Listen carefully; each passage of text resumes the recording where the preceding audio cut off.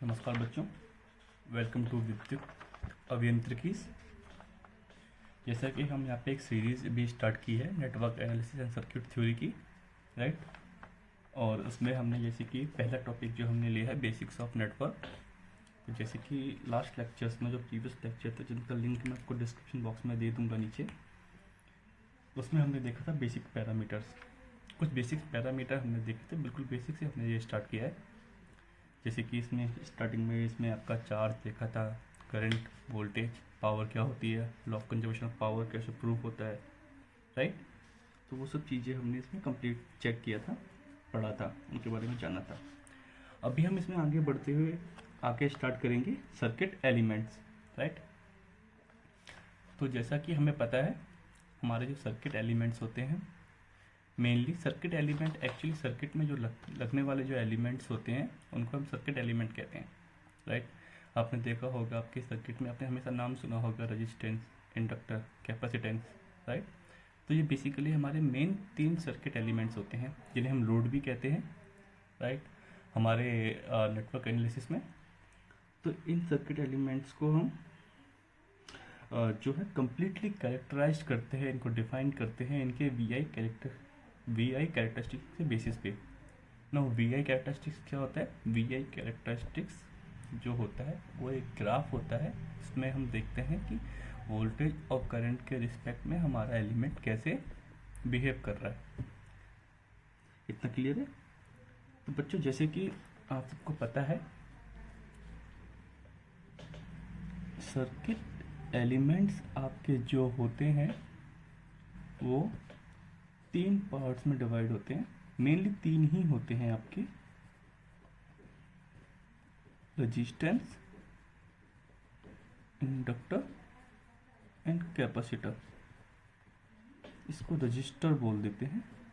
Resistance property होती है, हम वो भी देखेंगे, जिसकी बहुत से बच्चों को डाउट होता है रजिस्टर और रेजिस्टेंस में क्या डिफरेंस होता है, बहुत से बच्चों को नहीं पता होता, राइट। तो वो भी हम इसमें अच्छे से पढ़ेंगे कि उन दोनों में क्या डिफरेंस होता है, ताकि आपको पूरी क्लैरिटी मिले इन सब के बारे में, आपको आगे कोई डाउट नहीं रहेगा इसके लिए। ठीक है बच्चों? तो बेसिकली आपके जो लोड होता है वो 3 टाइप का होता है, register, inductor and capacitor, right. Register जैसे कि हम सबको पता है हमारी जो चोक कॉइल जिसे हम बोलते हैं, है ना, चोक कॉइल और जो हीटर जो होते हैं वो रजिस्टिव नेचर के लोड होते हैं। ठीक है बच्चों जी, उनमें जो लोड होता है वो रजिस्टर लगा होता है, रजिस्टिव नेचर का लोड होता है। इंडक्टर जो लोड होता है हमारा, जैसे कि हमारे जितने भी फैंस होते हैं, जितनी भी मोटर्स होती हैं जिनमें आपका फ्लक्स और मैग्नेटिक फील्ड यूज होता है, वो सब इंडक्टिव और इंडक्टर उन्हें बोलते हैं, और उनमें इंडक्टिव लोड होता है। कैपेसिटिव लोड्स अगर आप देखेंगे तो आपके जितने भी स्पीकर्स होते हैं, है ना, जितने भी आप स्पीकर्स यूज़ करते हो, जितने भी आप ये आपके ईयरफोन्स आप यूज़ करते हो, वो सब आपके कैपेसिटर लोड होते हैं। ठीक है, तो क्लियर है? तो हम इसमें पहला एलिमेंट देखते हैं, रजिस्टर। नाउ अब देखो बच्चों, यहाँ पे आपको क्लैरिटी मिलेगी कि रजिस्टर क्या होता है और रेजिस्टेंस क्या होता है। अगर मैं रजिस्टर को मुझको डिफाइन करना हो तो मैं कैसे डिफाइन करूँगा कि मैं बोलूँगा कि रजिस्टर क्या होता है। रजिस्टर वो एलिमेंट होता है जिसमें जो करंट उसमें फ्लो हो रहा है वो लीनियरली प्रोपोर्शनल हो जो हमने वोल्टेज उसके अक्रॉस लगाया है। समझ में आया? एक बार को इंग्लिश में बोल देता हूँ कि if voltage across any element is linearly proportional to the current flowing through it, then the element is called resistor. ठीक है बच्चों, तो मैंने क्या बोला? मैंने बोला अगर मैं इसका वी आई ड्रॉ करूं और जैसे जैसे ये लीनियर हो, है ना, किसी भी एलिमेंट का अगर वी आई कर ऐसे लीनियर आ रहा हो तो उसे हम उस एलिमेंट को हम रजिस्टर बोलते हैं। ठीक है बच्चों? तो अब रेजिस्टेंस क्या होता है? तो रेजिस्टेंस बच्चों प्रॉपर्टी होती है उस एलिमेंट की। किस एलिमेंट की? रजिस्टर एलिमेंट की। तो रेजिस्टेंस के को हम डिफाइन कर सकते हैं कि resistance is a property of register which offers the opposition to the flow of current, and in doing so it convert electrical energy into heat energy, right? और ऐसा करने में जो आपकी इलेक्ट्रिकल एनर्जी को ये हीट एनर्जी में convert कर देता है। इतना क्लियर है बच्चों? तो जैसे कि मैं आपको अगर यहाँ पे एक एग्जांपल दूं, मेरा यहाँ एक वोल्टेज सोर्स है, यहाँ मेरा करंट है और यहाँ मेरा एक रजिस्टर एलिमेंट लगा हुआ है। ठीक, अगर मैं देखूं तो उसमें पावर कितना फ्लो होगा? V I, right. और मैं पावर को क्या लिख सकता हूँ? वी को मैं क्या लिख सकता हूँ? I R. हम सबको पता है ये बेसिक रिलेशन वोल्टेज का, आई। तो मेरी पावर क्या हो जाएगी? आई स्क्वायर आर, राइट। तो अगर मैं इस पे बच्चों वर्क डन निकालूं जो ये रजिस्टर करेगा, तो मैं इस पूरी पावर को इंटीग्रेट करूंगा 0 से t टाइम पे लिए dt, राइट। अगर मुझे निकालना है कि 0 से t टाइम तक इसने कितना वर्क किया है, तो मैं इसको इंटीग्रेट कर दूंगा इस टाइम पे। तो मेरा वर्क क्या हो जाएगा? W is equal to 0 to t I square R dt। ठीक है, तो इसके आगे अगर मैं इसको फर्दर इंटीग्रेट करूंगा, W is equal to I square R T, और यहाँ से मेरा R क्या आ जाएगा? यहाँ से मेरा R आ जाएगा W upon I square T, और जिसकी यूनिट होगी जूल पर एम्पियर स्क्वायर सेकेंड। इतना क्लियर है बच्चों? तो इससे मुझे एक डेफिनेशन और मिल जाएगी रेजिस्टेंस की, जिसे मैं बोल सकता हूँ, हाँ। तो बच्चों जैसे कि मैं बोल रहा था कि इसके यहाँ से मैं रेजिस्टेंस को और कैसे डिफाइन कर सकता हूँ, मैं यहाँ से रेजिस्टेंस को डिफाइन कर सकता हूँ कि रेजिस्टेंस, इसको डिस्क्राइब किया जाता है कि एनर्जी वो ये डिसिपेट कर रहा है per unit time, energy dissipated per unit time per unit current square. समझ में आया?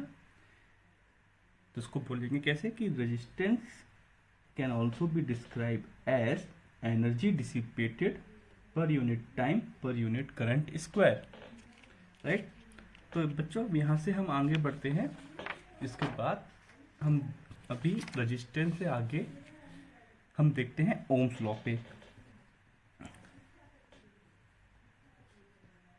राइट। तो बच्चों जैसे कि अगर मैं ओम्स लॉ की बात करूं, तो ओम्स लॉ हमें क्या देता है? रिलेशन देता है वोल्टेज एंड करंट के बीच में किसी भी एलिमेंट में जिसका रेजिस्टेंस R हो, एक पर्टिकुलर टेम्परेचर पे, कांस्टेंट टेम्परेचर पे, राइट। तो अगर मैं बिल्कुल बेसिक फॉर्म की बात करूं ओम्स लॉ की, तो ये बोलता है कि at constant temperature current density is directly proportional to electric field intensity, right. Basic form में मतलब करंट की जो डेंसिटी होती है वो डायरेक्टली प्रोपोर्शनल होती है इलेक्ट्रिक फील्ड की इंटेंसिटी से, है ना। तो इसको हम आगे देखते हैं। जैसे कि मेरे पास कोई एक वायर मान लीजिए, एक वायर है जिसकी लेंथ मैंने L मानी हुई है, जिसका एरिया मैंने A माना हुआ है। इसमें मैं यहाँ से करंट पास करवा रहा हूँ, राइट। तो इस करंट की जो डेंसिटी होगी, जिसको हम J से डिनोट करते हैं, वो डायरेक्टली प्रोपोर्शनल होगी जो इलेक्ट्रिक फील्ड की इंटेंसिटी है यहाँ पे। इसको हम बोलते हैं फर्स्ट फॉर्म और पॉइंट फॉर्म और microscopic form of Ohm's law,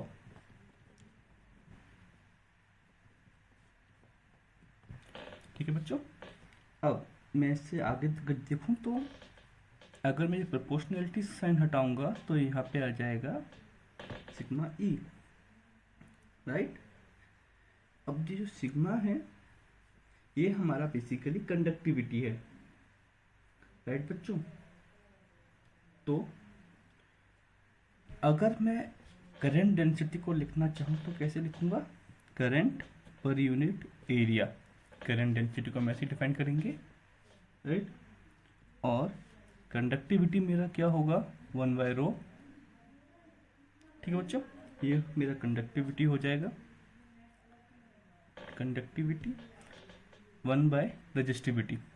रो को हम रेजिस्टिविटी बोलते हैं।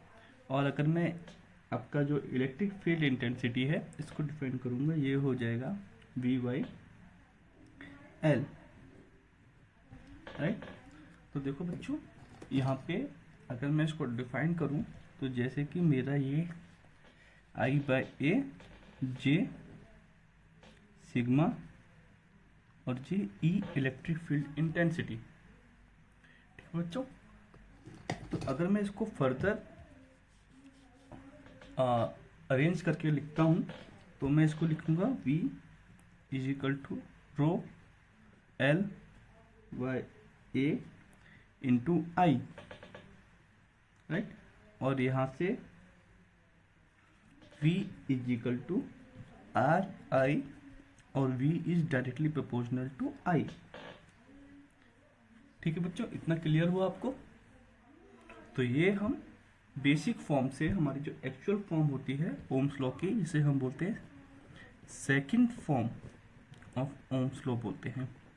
तो हम लोग बेसिकली स्कूल्स में पढ़ते थे छोटी क्लासेस में 8th 9th में, उसमें हम जो है वो हम सेकंड फॉर्म पढ़ते थे ओम्स लॉ की। और सबसे ज़्यादा यही फॉर्म यूज़ की जाती है आपके नेटवर्क सर्किट एंड एनालिसिस में।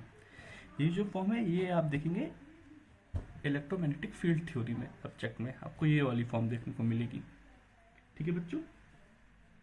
तो इसको हम कैसे डिफाइन करेंगे, तो यहाँ से बच्चों ये मेरा ये हो जाएगा R, राइट। तो मेरा R = क्या हो जाएगा, ρL/A। तो इसको मैं डिफाइन कैसे करूंगा, यहाँ पे eight constant temperature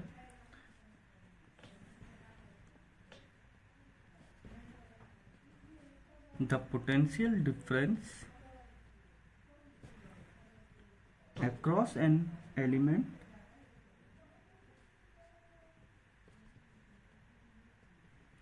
is directly proportional to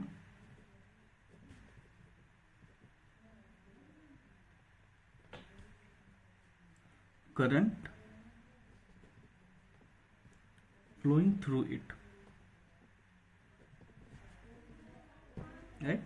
तो यहाँ से अगर मैं उसको फर्दर आगे लेके जाता हूँ तो मैं लिख सकता हूँ I = 1/RV और I = GV, राइट। और G को मैं बोलता हूँ कंडक्टेंस। G हमारा कंडक्टेंस होता है। इसकी SI यूनिट सीमेंस होती है और मोह होती है। मोह का सिंबल जो ओम के सिंबल का जस्ट अपोजिट, उसको हम मोह बोलते हैं, राइट। और इसको अगर पढ़ेंगे तो ये ओम का उल्टा ही लिखा हुआ है, OHM और मोह MHO। ठीक है बच्चों। तो ये जो आता है ये इसको हम बोलते हैं third form of Ohm's law, right. और अगर मैं इसको फर्दर आगे एक्सप्लेन करता हूँ तो ये हो जाएगा मेरा V = R dQ/dt, राइट। जैसे हमें पता है ये हमारा I क्या होता है, चेंज ऑफ चार्ज पर यूनिट टाइम। तो ये हो जाएगी आपकी fourth form of Ohm's law. ठीक है बच्चों। तो जैसा कि हमें पता है बच्चों कि जो हमारा ओम्स लॉ होता है वो होता है कि जब हमारा मटेरियल का टेम्परेचर और कंडक्टिविटी कांस्टेंट हो उस केस तक हमारा ओम्स लॉ वैलिड रहता है, राइट। तो कुछ एक्सपेरिमेंट ने ये शो किया है कि रेजिस्टेंस जो होता है जो मेटिकली कंडक्टर का, वो वेरी करता है विद द टेम्परेचर। जैसे हम थोड़ा टेम्परेचर बढ़ाते हैं या कम करते हैं तो उनका जो रेजिस्टेंस है वो कांस्टेंट नहीं होता, वो वेरी करता है। तो जो चेंज इन रेजिस्टेंस हम लोग निकालते हैं वो कैसे निकालते हैं किसी भी उसमें, और इस फॉर्मूले को अगर प्रैक्टिकली भी यूज़ करेंगे तो भी ये आपके काफ़ी काम आता है हर जगह पे। तो हम निकालते हैं RT2 right is equal to RT1 plus alpha del T right. और यहाँ पे हमारा डेल्टा टी क्या होता है, ये होता है चेंज इन टेम्परेचर। ये हो गया फाइनल टेम्परेचर और ये हमारा इनिशियल टेम्परेचर जो था राइट। और हमारा RT1 हो गया कि रेजिस्टेंस एट टेम्परेचर T1, और जो हमारा RT2 होता है वो होता है resistance at temperature T2। Alpha जो होता है वो होता है हमारा टेम्परेचर कोफिशिएंट।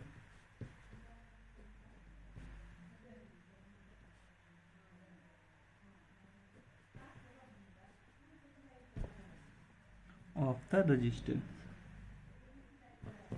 जैसे कि हम बात करें कॉपर, तो क्या हम ज़्यादातर केवल कॉपर के ही बने हुए होते हैं। कॉपर का जो आपका अल्फा होता है वो होता है 0.00393 राइट।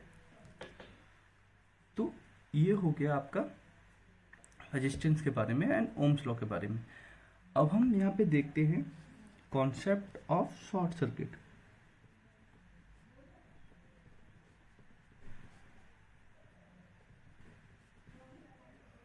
तो इसमें क्या होता है कि अगर मैं दो चीज़ों की बात करूंगा, एक आइडियली क्या होता है और एक प्रैक्टिकली क्या होता है।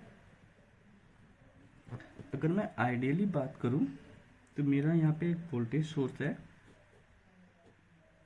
इस सर्किट में Vs, तो इसका R इज इक्वल टू 0 है, वोल्टेज भी 0 होगा और उसमें जो करंट फ्लो होगा वो इनफाइनाइट करंट फ्लो होगा विदाउट एनी रेजिस्टेंस के राइट। बट प्रैक्टिकली अगर हम देखें तो ऐसा नहीं होता है। मान लीजिए मेरे यहाँ पे कुछ 10 ओम के रेजिस्टेंस लगे हैं और ये मेरा एक शॉर्ट सर्किट पाथ बन गया राइट। यहाँ मैंने एक वोल्टेज सोर्स लगाया है जिससे 10 एम्पियर करंट यहाँ फ्लो हो रहा है राइट। तो यहाँ भी सिर्फ 10 एम्पियर करंट यहाँ जाएगा, तो क्या पता है करंट फॉलो करता है लीस्ट रेजिस्टिव पाथ को राइट।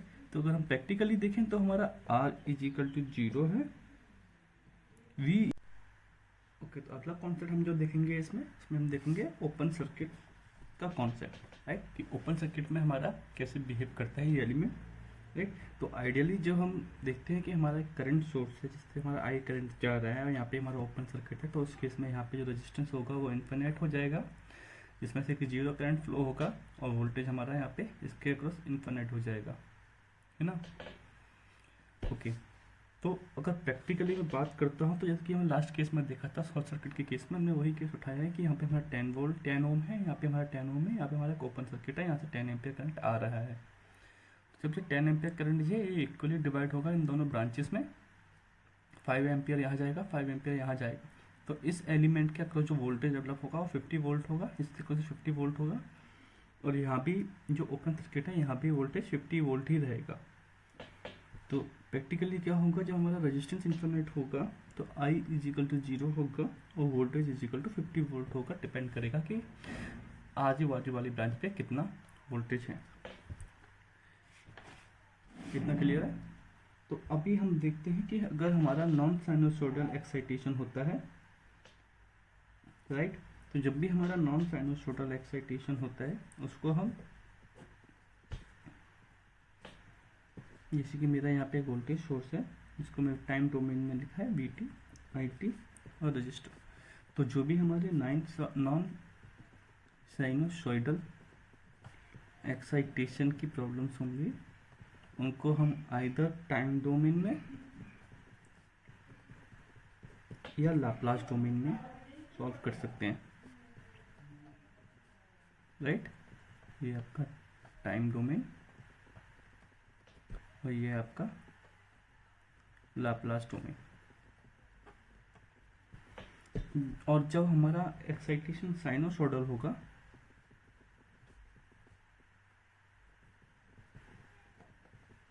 उस केस में हम इसको फेजर डोमेन में सॉल्व करेंगे प्रॉब्लम को। ये हमारा फेजर डोमेन, राइट। तो this is all about the resistance. ये पूरा आपका रेजिस्टेंस टॉपिक यहाँ पे कंप्लीट हो गया है, राइट।